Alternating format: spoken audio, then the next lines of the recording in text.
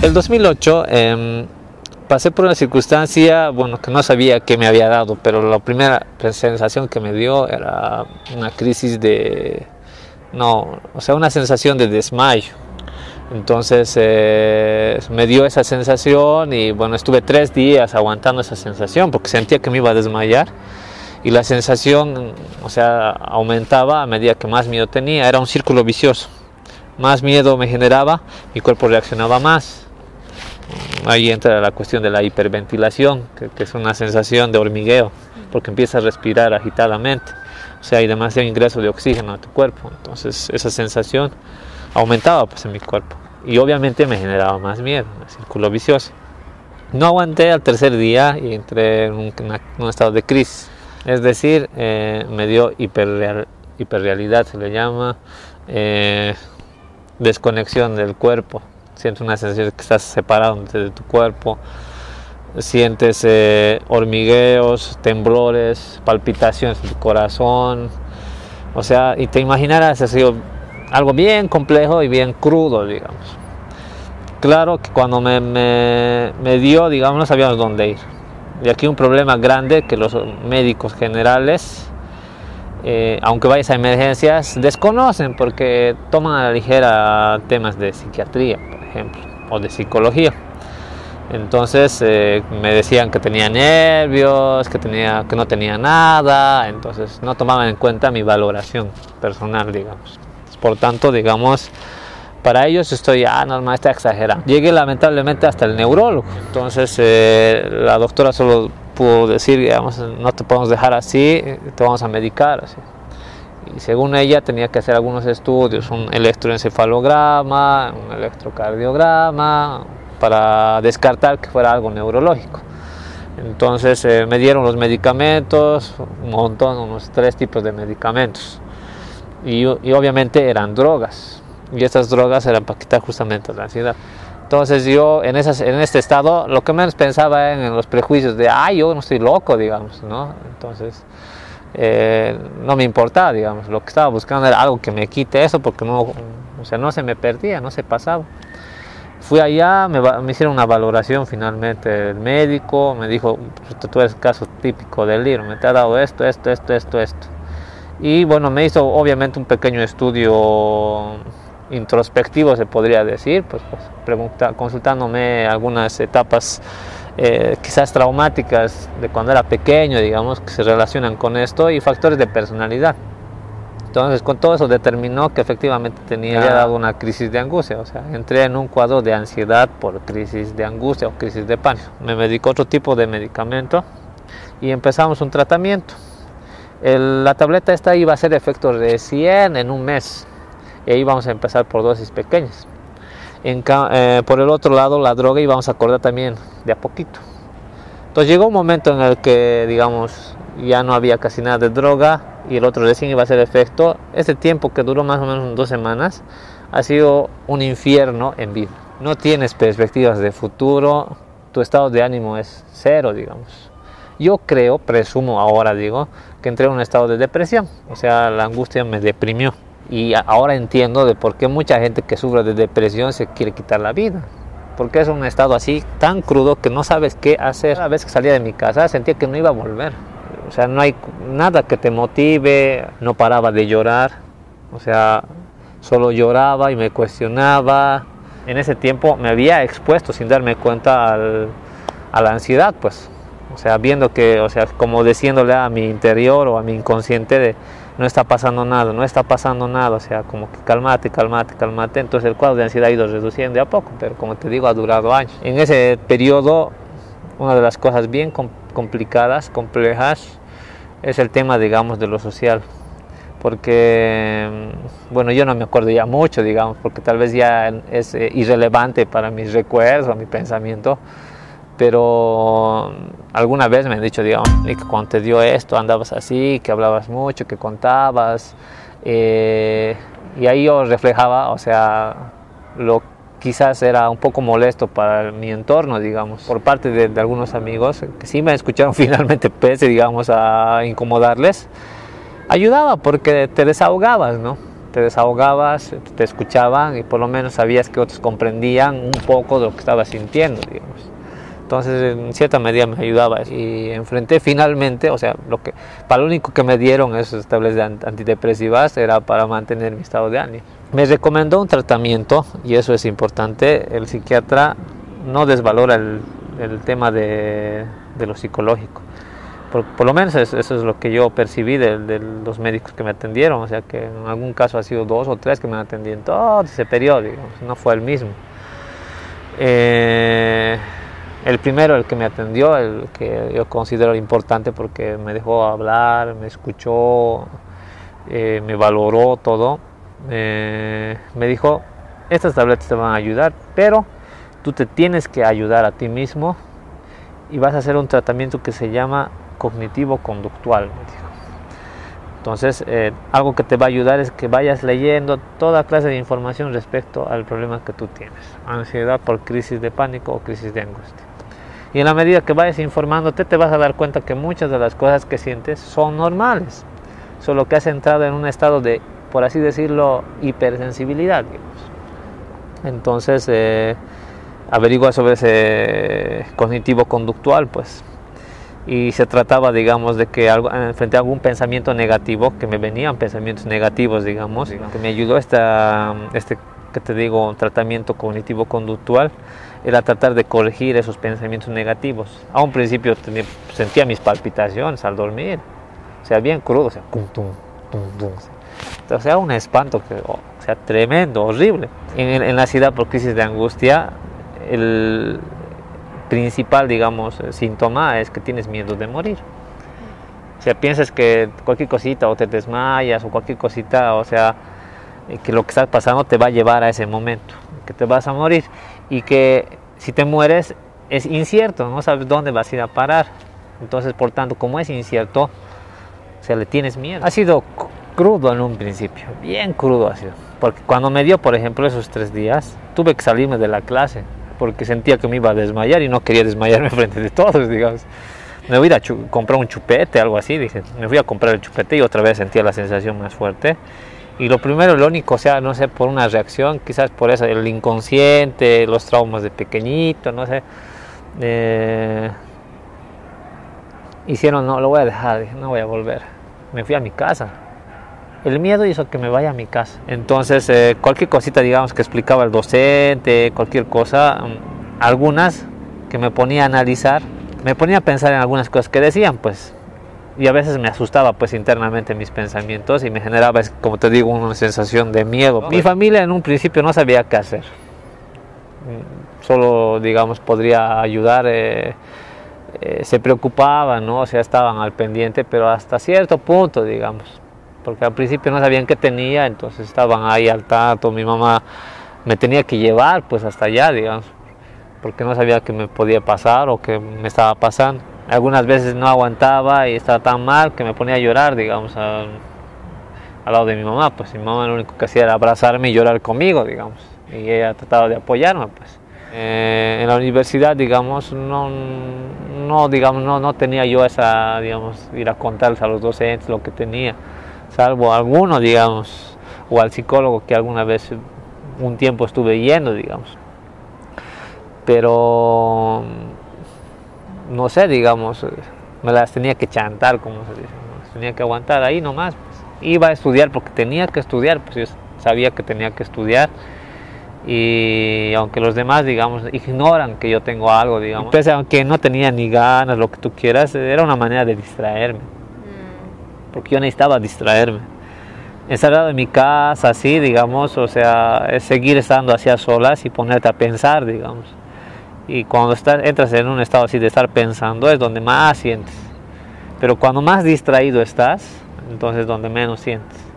Entonces, eso por lo menos en el caso de los de ansiedad te puedo decir, ¿no? El entorno social, los amigos traten de comprenderte, ¿no?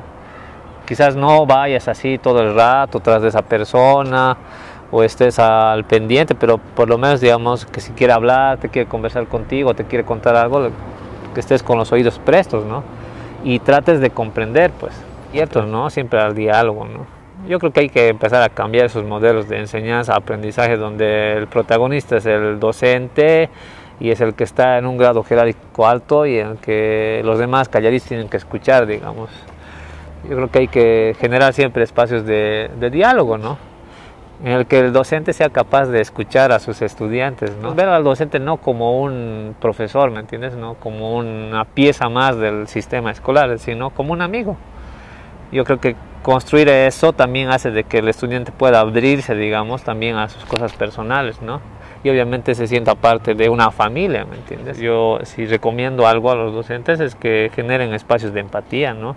Y si van a promover conocimientos, no solo conocimientos, sino también aspectos de valores, ¿no? Y entre ellos el diálogo, no sé, la confraternidad, el apoyo, la cooperación.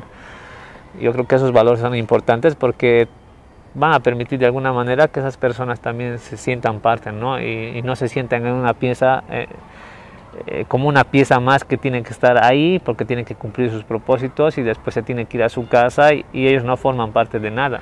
Entonces es un estar aislado aunque estés con gente, digamos, ¿no?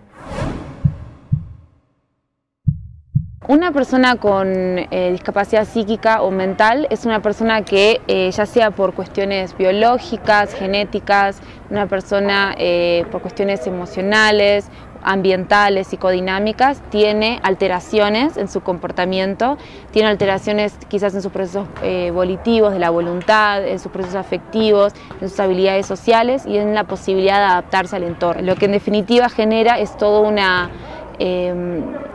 genera consecuencias ya tanto en la vida familiar como en la vida laboral, en las amistades y en su propio mundo interno. Uno es el DSM-5, ¿sí? Tenemos unos manuales de diagnóstico y tratamiento, tanto en la psiquiatría como en la psicología, esto se utiliza mucho. Es un manual que ha sido diseñado por la Asociación Americana de Psiquiatría, ¿sí? Es un grupo de médicos de psiquiatría, y ahora ha salido recientemente, creo que fue el año pasado, que ha salido la versión 5. ¿Sí? Entonces es un manual que constantemente se está actualizando de acuerdo a los nuevos trastornos que se ven hoy en día y todo lo que se va descubriendo. Y después está otro sistema de clasificación, que es la clasificación estadística internacional de enfermedades y problemas de salud, que es de la OMS, de la Organización Mundial de la Salud.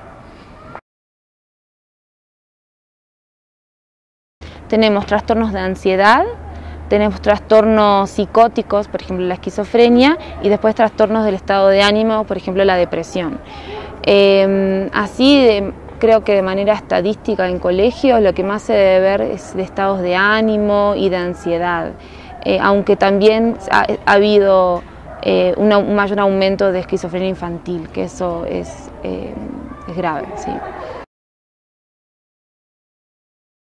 Y depende un poco del trastorno, por eso el DSM-5 nos indican tenemos como indicadores, ¿no?, que se tienen que dar durante cierto periodo de tiempo de manera constante, y eso va a depender del trastorno. En el caso de la esquizofrenia, por ejemplo, una esquizofrenia infantil se tiene que diagnosticar antes de los 17 años, ya después de esa edad es una esquizofrenia adulta.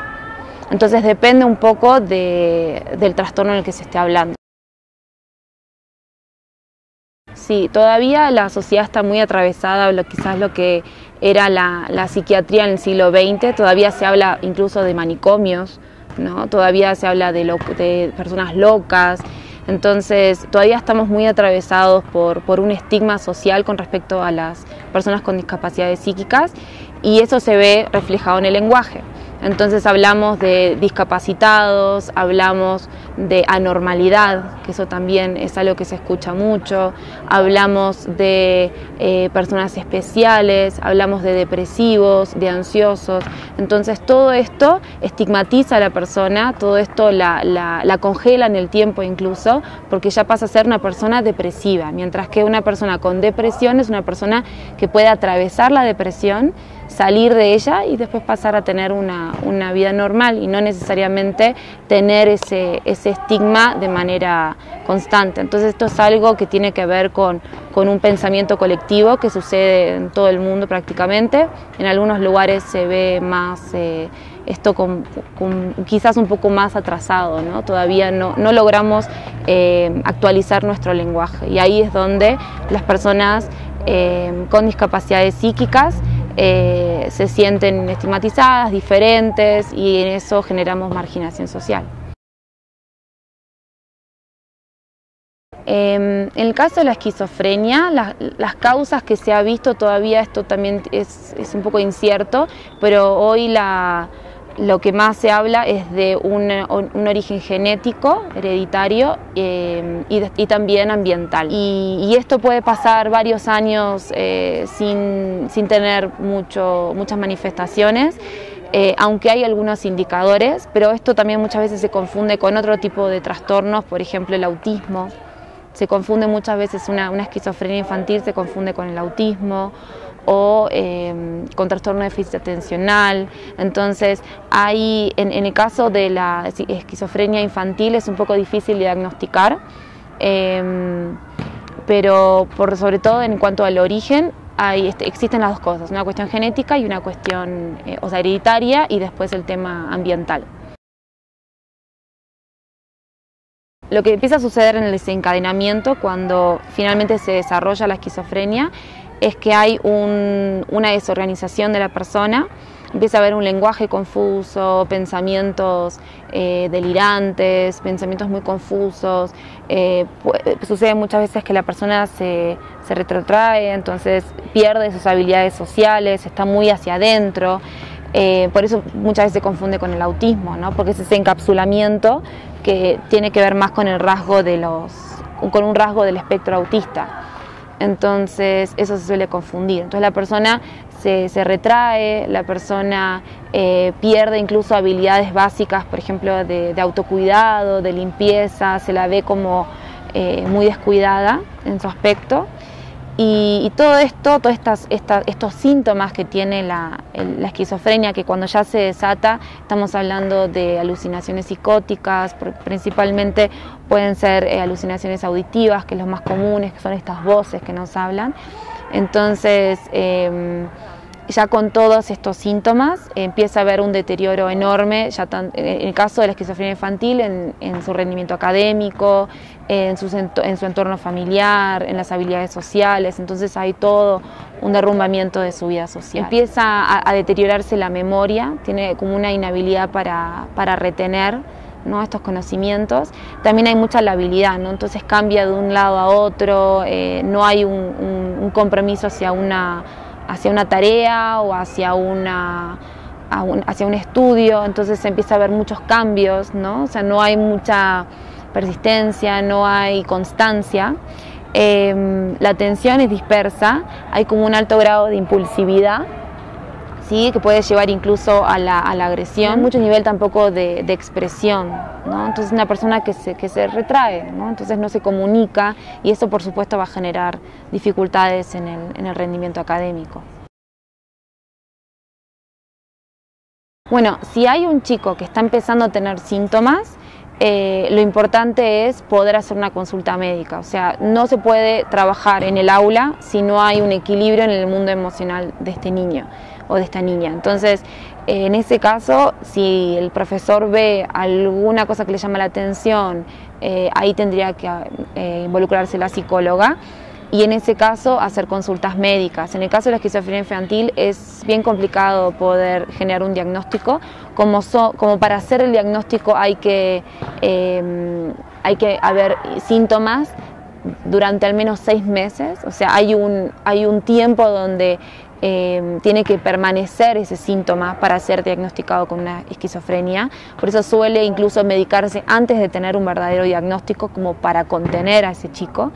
Entonces, el profesor no puede trabajar solo, ¿no? O sea, el profesor tiene que contactarse con los padres, hay que hacer todo un trabajo interdisciplinario, ya tanto con el psiquiatra, el médico. Entonces, con todas estas instancias y con todo este equipo, recién ahí se logra estabilizar a la persona, y recién ahí se puede trabajar en el aula.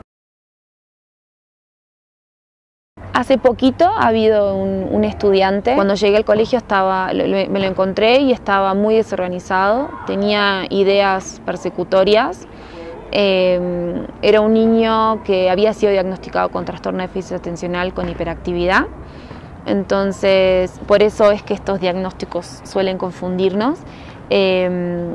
y no estaba medicado, un adolescente de 13 años. Al principio tenía unos comportamientos que eran muy desde lo solitario, donde no quería saber nada con los demás, ni con su familia, ni con amigos. Ya en ese momento las habilidades sociales estaban bastante deterioradas. Y después empezó a tener un pensamiento desorganizado, con estas ideas persecutorias, incluso con masturbaciones crónicas. Entonces todo eso hizo que el colegio, bueno, ya no se podía trabajar con él de manera académica. Entonces en ese caso se habló con la familia, tuvimos varias entrevistas con los padres. Él empezó con un psicoanalista.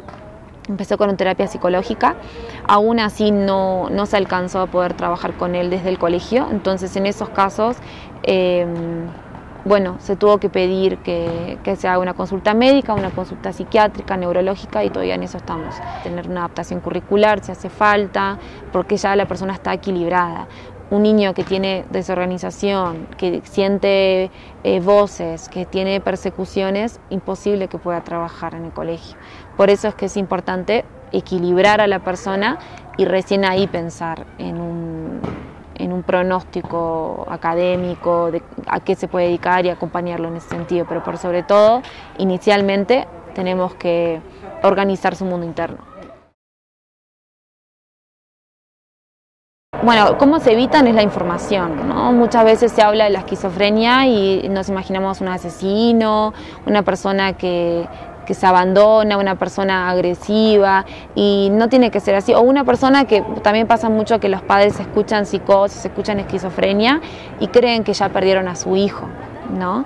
Entonces es cierto que en el caso de un diagnóstico de esquizofrenia hay que hacer un tratamiento cercano de por vida. O sea, hay una cuestión que hay que hacerle un seguimiento de por vida. Es como si la persona tuviese diabetes, ¿no? Tuviera que hacer un tratamiento durante toda la vida, ¿no? En este caso es lo mismo, pero es una persona que de todos modos puede estudiar, puede formar pareja, puede tener familia, siempre y cuando se trate, ¿no? y que no abandone su tratamiento, y que permanezca con estos pilares, que es la terapia psicológica, la terapia psicofarmacológica. En esos casos la persona puede salir adelante y tener una vida normal. Entonces, por sobre todo es tener información y también salir de estos viejos estigmas, porque son cosas ya del siglo XX que todavía permanecen en nuestras mentes, ¿no? Y creo que lo que cambia ahí, o sea, la diferencia es el apoyo. El tema es si no hay apoyo. Entonces, por sobre todo es acompañar a estas personas que sufren mucho, sufren muchísimo.